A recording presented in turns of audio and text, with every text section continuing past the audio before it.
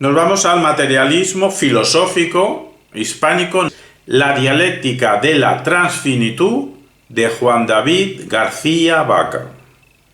Sí, partió de Dios, del neotomismo. Bueno, todo esto, David García Vaca, 1901-1992. Y sí, partiendo de Dios, del neotomismo, llegó a una ontoteología.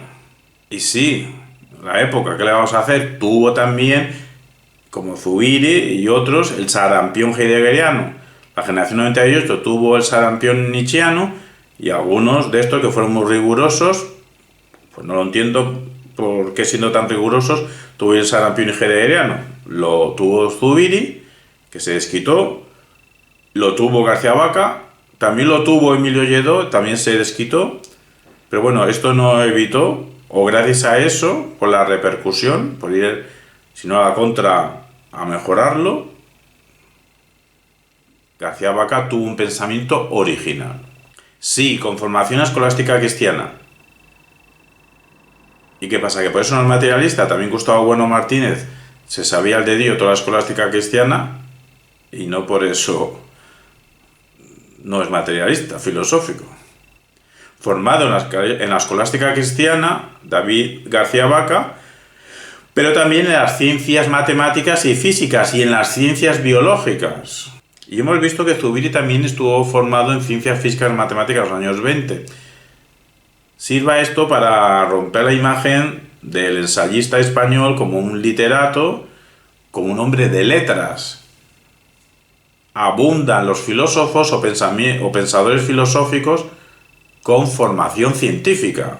O sea, que esa idea del ensayista y el español letrado hay que desdibujarla. Juan David García Vaca pensó primero la condición transfinita del ser humano, sí, transfinita, estaba, pero también dentro de una actitud de vitalismo historicista. Porque Ortega, la sombra de Ortega era alargada, entonces la actitud vitalista historicista también la tuvo de joven García Vaca. Y luego, posteriormente, pasó a pensar una crítica de la razón económica. Y lo piensa a partir de la categoría de transustanciación, estudiando la obra de Marx. Es su época de sesgo marxista, o marxiano, más bien. Haciendo un análisis crítico del mundo capitalista. Y su peor problema, entre otros, es artificioso, es un mundo artificioso. Sintetizando el enfoque metafísico con el enfoque económico. El enfoque antropológico con el enfoque ético. Todo ello para transformar la sociedad. No pensar por pensar, transformar la sociedad.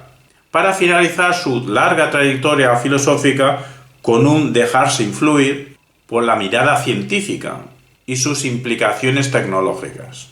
En realidad, el conjunto del pensamiento garcía-vaquiano está constituido o influido por la matemática, la lógica y la física, no solo al final de sus tiempos vitales filosóficos, sino desde el principio. Matemática, lógica y física, es decir, no un mero ensayista letrado. Porque la matemática, la lógica y la física son herramientas idóneas para estudiar la realidad, para estudiar la radical dimensión explosiva de la realidad. La realidad no es algo estático. Y es que consideraba que no se puede filosofar al margen de los saberes científicos.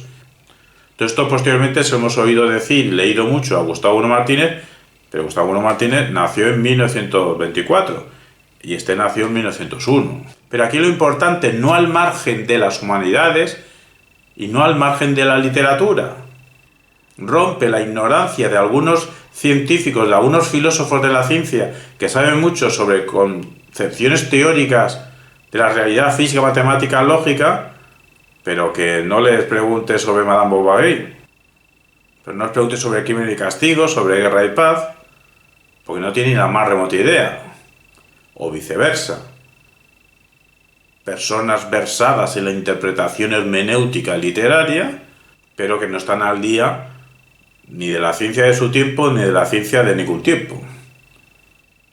Pensadores filosóficos como Juan David García Vaca, sí, pues esos son dignos de admiración, de estudio, de lectura y de seguimiento y de referencia. Son referentes. Te guste o no te guste lo que dijeron, estamos obligados, uno se siente obligado a estudiar a Zubiri, García Vaca y en realidad todo lo que estamos nombrando. Es decir, toda una vida simplemente con los distintos materialismos hispánicos y algunos de ellos hasta filosóficos y todo.